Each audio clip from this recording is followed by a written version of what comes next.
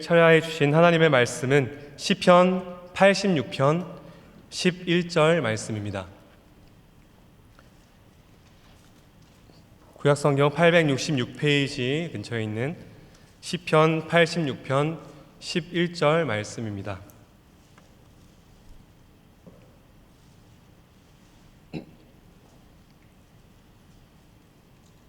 시편 86편 11절 하나님의 말씀을 제가 봉독하겠습니다.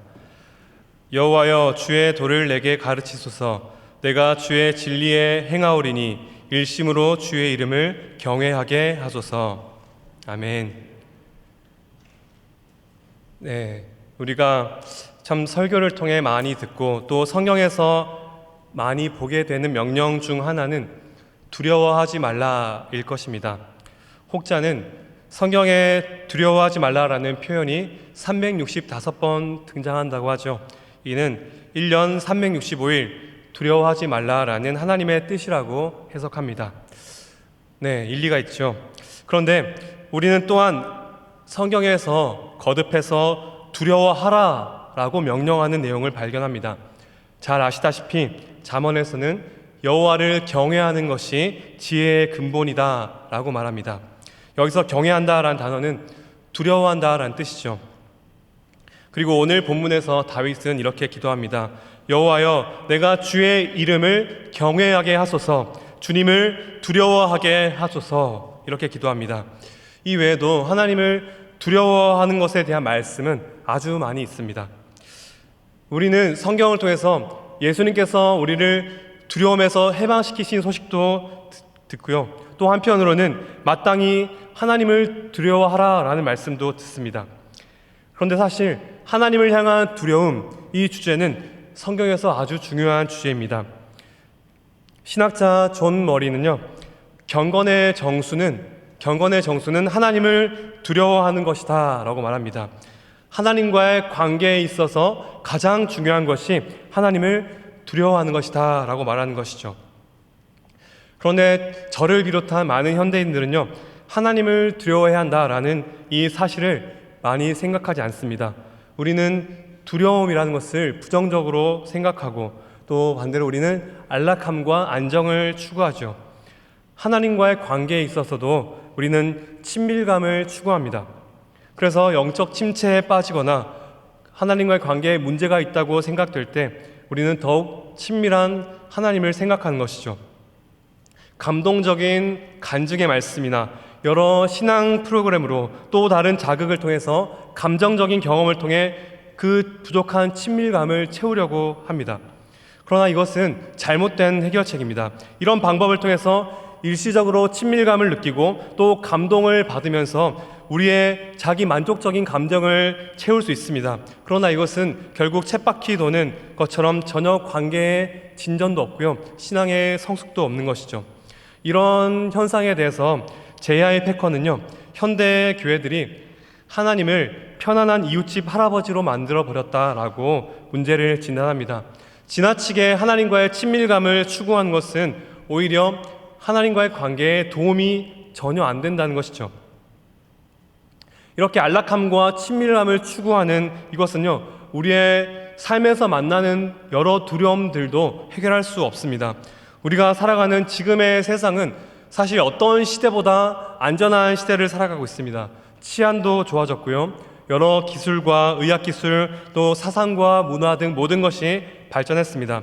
그 어떤 시대보다 안전한 시대를 살아가지만 대부분의 사람들은 안전하다고 느끼지 못하죠.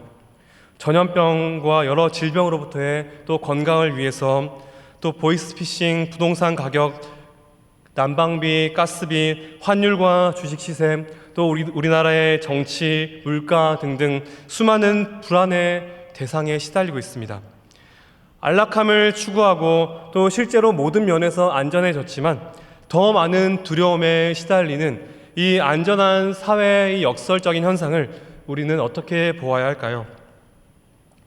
결론부터 말씀드리면 오늘 우리의 사회는 건강한 두려움의 대상인 하나님을 잃어버렸기 때문에 더욱 다른 모든 것들에 대해서 더 큰 두려움을 느끼는 것이죠.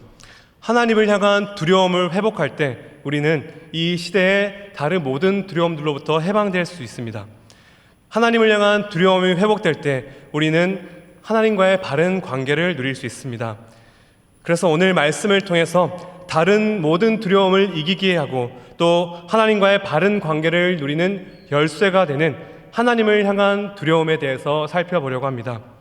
오늘 본문의 다윗의 기도처럼 하나님을 경외하는 마음을 우리 가운데 품게 되기를 간절히 소망합니다. 이 주제에 대한 좋은 책이 있는데요. 그림 한번 띄워주시죠. 떨며 즐거워하다라는 책입니다. 하나님을 향한 두려움의 의미에 대해서 말씀해주는 아주 좋은 책입니다. 오늘 말씀의 많은 부분을 저는 이 책에서 도움을 얻었습니다. 내려주시고요. 하나님을 향한 두려움에 대해서 우리 알기 위해서 먼저 잘못된 두려움에 대해서 잠깐 보려고 합니다. 하나님을 향한 잘못된 두려움은요, 우리가 하나님을 피해서 도망가도록 만드는 두려움입니다. 우리의 죄로 인해서 느끼는 두려움인데요, 아담이 처음에 죄를 범했을 때 하나님으로부터 피해 숨는 것을 우리는 볼 수 있었습니다. 그때 느끼는 감정이 바로 잘못된 두려움이죠. 선악과를 따먹은 아담은 하나님을 피해 도망갔습니다. 이 두려움은 하나님을 무서운 분으로 생각하게 하고 또 저항하고 멀어지게 하죠. 이 두려움은 하나님을 향한 사랑과는 전혀 반대되는 두려움입니다. 종교개혁을 이끌었던 마틴 루터는 자신이 복음을 통해서 그 복음의 참된 의미를 깨닫기 전에 하나님을 너무나도 또 무서운 분으로 오해했다라고 하면서 예전의 기억을 이렇게 고백하는데요. 우리 그림 한번 띄워주시죠.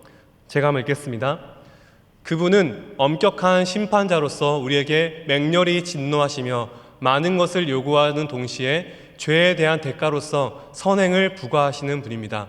그러므로 우리는 그분께 나아가기를 꺼립니다. 우리의 양심은 두려움에 짓눌려 있기에 그분에 관해 깊은 거부감을 느낍니다. 복음을 통해서 그 회심하기 전에 예전에 이런 두려움을 느꼈다는 것이죠. 루터는 이후에 복음의 참 의미를 깨닫고 거듭났을 때 비로소 그 하나님이 두려움의 대상이 아니라 위로를 주시는 분이다 라고 고백할 수 있었는데요, 이런 잘못된 두려움, 이것은 하나님으로부터 멀어지게 만드는 두려움입니다. 그런데요, 이 잘못된 두려움이 하나님으로부터 멀어지게 만들지만 그것이 항상 교회를 떠나게 만드는 것은 아닙니다. 잘못된 두려움을 품은 사람이 오히려 외적으로는 더 열심히 교회에 나오고 경건해 보일 수 있습니다.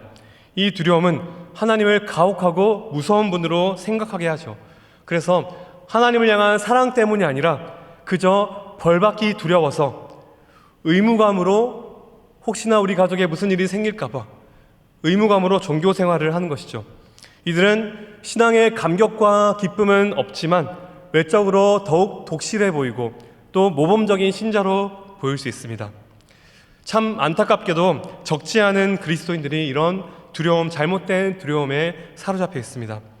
사탄은요, 자꾸만 우리의 마음을 고발하고 이런 잘못된 두려움에 사로잡히도록 만듭니다. 왜요? 우리의 몸은 교회에 있어도 마음은 하나님으로부터 멀어지게 만들기 위해서이죠. 이 잘못된 두려움은 하나님으로부터 우리를 피하게 만들고 멀어지게 만듭니다. 사랑하는 성도 여러분, 우리가 이런 잘못된 두려움에 사로잡히지 않기를 기도합니다. 하나님을 향한 잘못된 두려움 때문에 의무감으로 종교 생활을 하지 않기를 소망합니다. 이런 잘못된 두려움은 사탄의 역사이죠. 반대로 성령이 행하시는 사역은 하나님으로 더 가까이 다가가게 만듭니다. 하나님을 향한 경이로운 두려움이 생기게 하셔서 우리가 하나님을 더 사랑하고 더 하나님을 즐거워하게 만들지요. 이 성령께서 역사하시는 우리에게 심어주시는 이 바른 두려움, 하나님을 향한 두려움에 대해서 살펴보려고 합니다.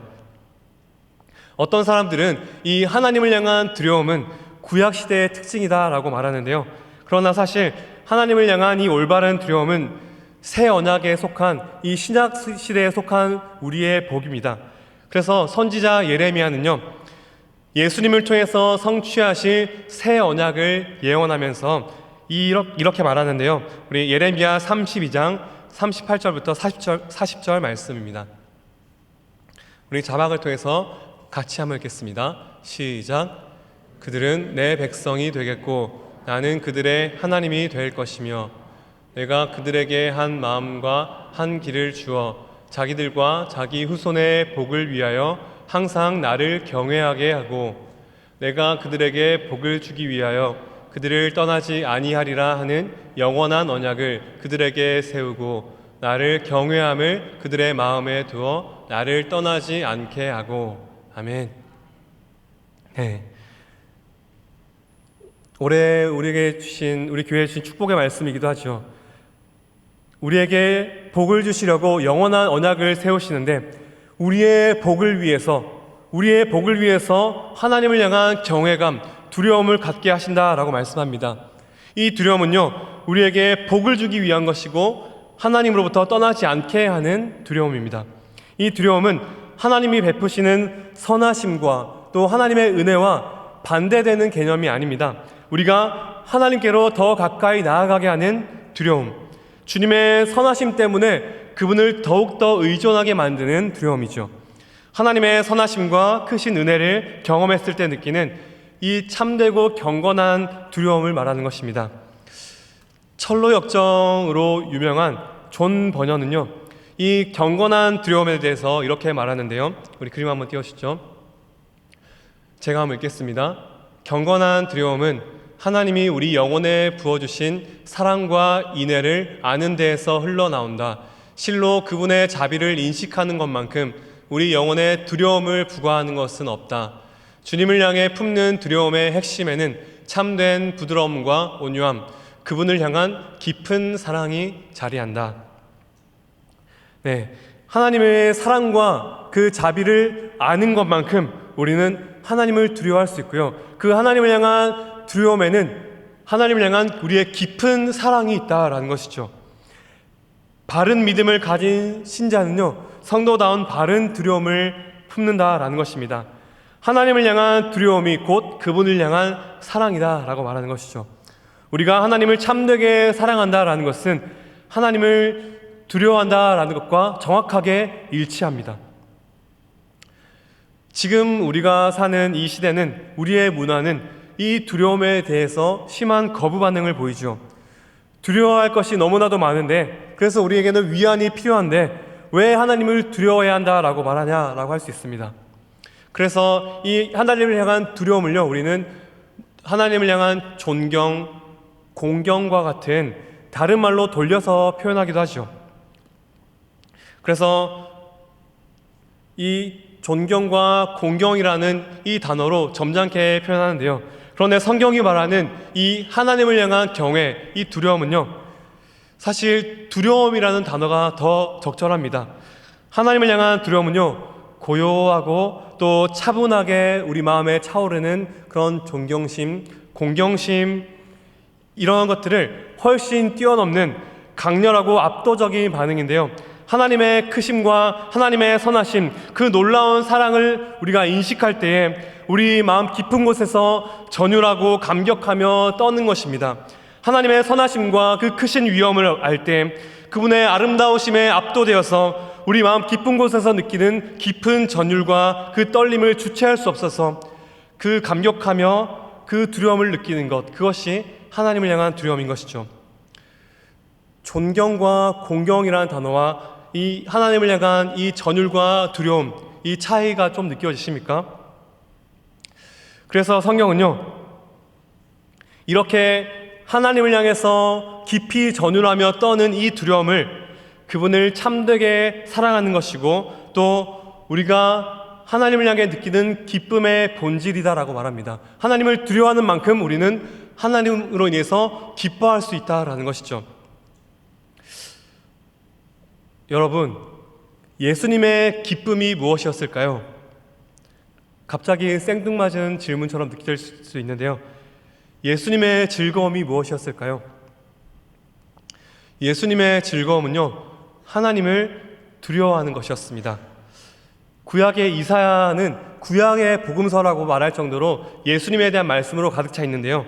이사야 11장에서 이새 줄기에서 한 싹이 나서 그분이 이제 메시아로 오실 것을 예언하는데, 그분에 대해서 이렇게 말합니다. 우리 11장 3절 말씀을 우리 여러분들이 같이 한번 읽어주겠습니까? 같이 읽겠습니다. 시작.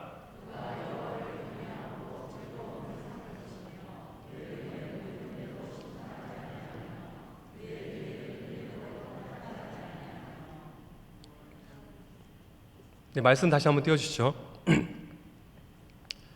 네, 그가 여호와를 경외함으로 즐거움을 삼을 것이다 라고 말하지요. 하나님을 경외하는 것을 예수님께서는 즐거움으로 삼으셨습니다. 이것은 여러 가지 즐거움 중에 하나가 하나님을 두려워하는 것이다 라는 말씀이 아니라, 이 말씀의 그 원어의 의미를 살려서 직역을 해보면요, 그의 즐거움은 여호와를 두려워하는 것이었다. 그의 유일한 즐거움이 바로 하나님을 두려워하는 것이었다라는 것입니다. 예수님께서는요, 하나님을 두려워하는 것을 유일한 기쁨으로 삼으셨다라는 것입니다.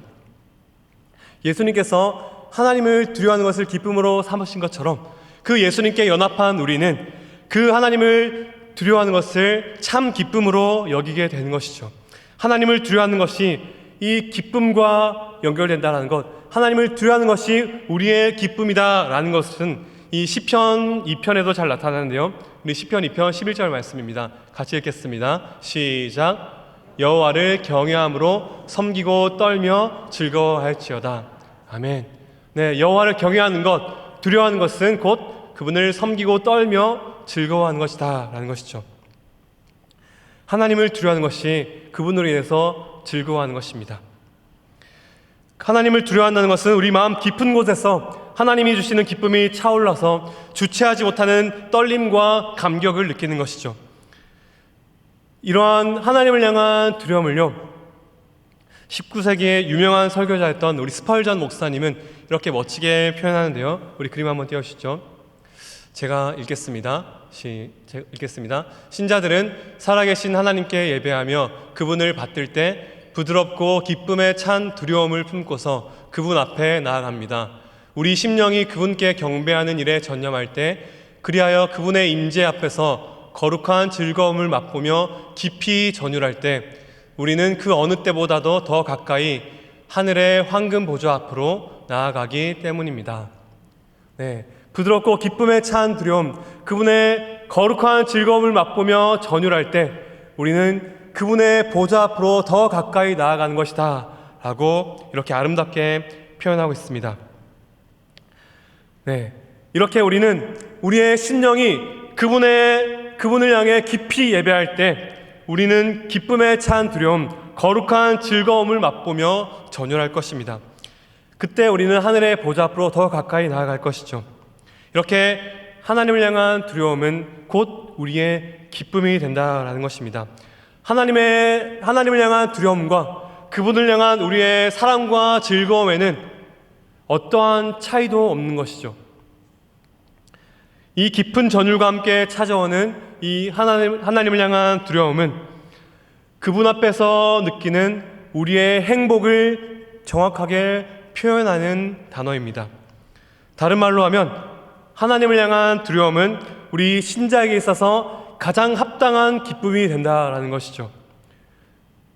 사랑하는 성도 여러분, 여러분에게 있어서 가장 합당한 기쁨은 무엇입니까? 우리의 예배 가운데 누려야 할 가장 큰 기쁨은 어떤 기쁨입니까? 드라마를 보듯 마음이 따뜻해지거나 미적지근한 즐거움에서 우리는 만족할 수 없습니다.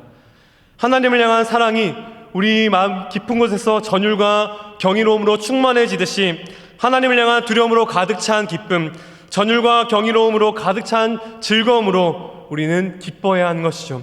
우리가 예배하는 그분은 그렇게 지극히 두려울 정도로 경이롭고 놀라운 분이시기 때문입니다. 사랑하는 성도 여러분, 우리의 예배에, 우리가 드리는 예배에 이런 하나님을 향한 경이로운 즐거움과 감격이 있기를 간절히 소망합니다. 하나님을 경배하며 마음을 다해 드리는 이 예배를 통해서 하나님을 향한 두려움에 가득 찬 기쁨과 전율을 느끼며 경이로움으로 가득 차는 그 은혜를 누리길 간절히 축복합니다. 이렇게 우리는 하나님 앞에서 기뻐하며 전율에 떨도록 지음을 받았습니다. 하나님의 무한하신 위엄과 한없는 사랑을 대면하는 우리는 우리의 그 연약한 자아로는 마땅한 반응이 그분 앞에서 되어 떠는 것이죠. 그분 앞에서 압도되어서 깊은 전율을 느끼는 것이 우리의 당연한 반응입니다. 이렇게 우리 영혼은 하나님의 선하심에 대한 그 올바른 두려움으로 가득 찰 때 그분 안에서 가장 합당한 기쁨을 누릴 수 있습니다. 이것은 우리를 위축되게 하고 하나님으로부터 도망가게 만드는 두려움이 아닌 것이죠. 더욱 두 팔을 벌리고 하나님을 향해 나아가게 하는 그 올바른 거룩한 두려움인 것입니다. 이것이 우리에게 있어서 경건의 정수와도 같은 것이고 또 우리의 신앙의 핵심과도 같은 것이죠. 사랑하는 성도 여러분, 여기에 우리의 깊은 위로가 있습니다. 사실 우리는 천성적으로 우리의 성과나 실적 그리고 우리가 이룬 결과물들이나 남에게 보여줄 수 있는 그런 결과물들을 우리의 자존감의 기초로 삼을 때가 참 많습니다. 세상은요, 점점 우리가 드러낼 수 있는 그런 결과물들, 성과나 자신을 증명할 수 있는 것을 내보이라 라고 외치죠. 그런 세상 속에서 살아가는 우리는 때로 우리가 실패하고 넘어질 때, 내세울 업적이나 결과가 아무것도 보이지 않을 때, 남에게 자랑할 만한 것이 없을 때 우리는 한없는 좌절감에 빠질 수도 있습니다. 세상은 그렇게 우리에게 결과물을 요구하지만 하나님은요, 우리가 행한 그 일의 업적이나 결과를 보지 않으십니다. 우리 하나님은 우리가 하나님을 두려워하는 마음을 기뻐하신다라고 말씀하십니다. 우리 시편 147편 11절 말씀인데요, 시편 147편 11절 말씀, 147편 11절인데요, 제가 읽겠습니다. 여호와는 자기를 경외하는 자들과 그의 인자하심을 바라는 자들을 기뻐하시는도다. 아멘. 하나님은 자기를 경외하는 자들을 기뻐하신다라고 말씀하십니다. 우리 주님은 우리의 결과물을 보지 않으십니다. 우리에게 성과나 업적을 내놓으라고 말씀하지 않으십니다. 우리 하나님께 우리의 실수나 실패는 전혀 문제가 되지 않습니다. 우리의 마음을 살피시며 우리의 마음이 그 하나님을 향한 두려움으로, 그 하나님의 인자하심을 기뻐하는 그 두려움으로 가득 찰 때 하나님은 우리를 기뻐하신다라고 말씀하시는 것이죠. 외적인 결과와 또 우리의 유용성을 가지고 평가하는 이 세상에서 살아가는 우리에게 이 진리는 너무나도 큰 위로를 줍니다. 하나님은 우리의 결과를 보지 않으십니다. 우리의 성과를 요구하지 않으십니다. 우리의 마음을 보시며 우리 안에 하나님을 두려워하는 그 경외함이 있는지, 그 하나님을 향한 그 경외함과 그 즐거움이 있는지, 그것을 통해서 우리를 기뻐하신다라고 말씀하시는 것이죠. 그래서 우리는 우리의 내면을 점검하며 이 진리 앞에 우리의 삶을, 우리의 신앙을 진지하게 고민해 보았으면 좋겠습니다. 이렇게 하나님을 향한 두려움은요, 우리가 믿음을 통해서 주님께서 주시는 새 생명, 거듭나서 우리가 가지는 우리의 모든 그 생명의 가장 중요한 특성 중에 하나라고 할 수 있습니다. 그래서 경건의 정수가 바로 하나님을 향한 두려움이다라고 말씀드렸죠. 그런데 이쯤 되면 한 가지 의문이 생기죠. 그러면 어떻게 우리는 하나님을 향한 두려움을 품을 수 있습니까? 라는 것이죠. 하나님을 두려워해야 한다는 것도 알겠고, 또 그 하나님을 향한 그 기쁨 가득한 두려움으로 전율하며 그 감격을 누리기를 정말 원하는데 어떻게 그 감정이 생기냐 하는 것이죠. 하나님을 향한 두려움은요, 우리가 습득할 수 있는 것이 아니라 하나님이 우리에게 주시는 너무나도 고귀한 선물입니다. 어떤 행동의 결과가 아니라 성령으로 새롭게 된 우리 마음의 가장 깊은 태도와 같은 것이죠. 그 두려움은 다른 어떤 것보다 우리 주님을 가장 사랑하며 그분 안에서 기뻐하도록 만드는 우리 가장 깊은 곳에 있는 갈망과도 같은 것입니다. 이것은 성령께서 우리에게 주시는 선물인데 언제나 복음을 통해서 우리에게 주시는 것이죠. 하나님의 말씀 가운데 우리에게 주시는 그 하나님의 사랑을 우리가 느끼고 깨달을 때, 그 말씀 가운데 주시는 그 하나님의 놀라우신 영광을 우리가 깨달을 때 우리 마음 깊은 곳에 그 두려움을 일으키는 것이죠. 하나님의 그 모든 말씀과 그 말씀 가운데 나타난 하나님의 사랑과 그 놀라우신 지혜와 그 모든 아름다우심을 가장 잘 보여주는 장면이 바로 십자가입니다. 하나님의 모든 자비와 공의와 사랑과 위대하심과 영광, 이 모든 것들이 찬란하게 빛나는 곳이 바로 그리스도의 십자가인 것이죠. 우리가 그리스도의 십자가를 묵상할 때 하나님을 향한 두려움이 생생히 자라날 수 있다는 것입니다. 이 사실을 깊이 경험한 그 청교도 신학자인 존 오웬은요, 시편의 이 말씀에 집중하는데요. 우리 시편 130편 4절 말씀입니다. 시편 130편 4절 같이 읽겠습니다. 시작. 그러나 사유하심이 주께 있음은 주를 경외하게 하심이니이다. 아멘. 네, 여기서 사유하심이라는 단어는 용서하심입니다. 그래서 주님의 용서하심이 우리를 주님께 경외하도록 만든다라는 것이죠. 주님이 우리를 용서하신 것이 우리 안에, 우리 마음 깊은 곳에 주님을 향한 경외함을, 그 두려움을 일으킵니다. 모든 죄인들이 하나님을 향한 두려움을 품을 수 있는 유일한 동기와 유일한 격려는 바로 하나님이 우리의 죄를 용서하신다라는 사실이죠. 그 용서가 십자가를 통해서 성취되었습니다. 그리스도의 십자가는 죄 용서를 가져다주고 또 그 십자가를 볼 때 우리는 지극히 큰 감격과 두려움으로 하나님 앞에 엎드릴 수 있는 것이죠. 우리는 이 십자가를 볼 때 우리의 죄가 그렇게 중대하고 또 심각하다는 사실, 그리고 그 심각한 죄를 속하기 위해서 우리 주님께서 크고 놀라우신 사랑을 우리에게 보여주셨다는 사실을 분명히 깨달을 수 있습니다. 우리가 그것을 깨달을 때 우리는 그 사랑이 너무나도 강렬하고 위대하기에 그 측량할 수 없는 그 사랑을 우리가 깨닫기 때문에 주님을 향한 두려움에 가득 찬 깊은 사랑과 경외감을 품게 되는 것이죠. 우리는 이렇게 죄 용서를 주시는 놀라우신 은혜 앞에서 그분을 깊이 두려워하며 그 행복한 마음을 품을 수 있습니다. 성령께서 복음을 통해서 우리 마음에 그렇게 역사하시는 것이죠. 우리에게 그 너무나도 큰 선물을 주십니다. 이렇게 성령께서 복음을 통해 십자가에서 나타난 무한하신 사랑의 복음을 통해 우리에게 하나님을 향한 두려움을 선물로 주신다는 것이죠. 그 복음을 오늘 본문 말씀에서는 주의 도라는 단어로 표현했습니다. 그래서 우리 다윗은 주의 도를 내게 가르치셔서 주님을 향한 경외함을, 그 두려움을 내게 가르쳐 주십시오 라고 기도하고 있는 것입니다. 사랑하는 성도 여러분, 하나님을 향한 두려움은 금으로도 살 수 없는 귀한 상급인 줄 믿습니다. 그 두려움은 우리가 우리 스스로에 대해서 죽을 때 오직 십자가 아래에서만 주시는 은혜의 선물입니다.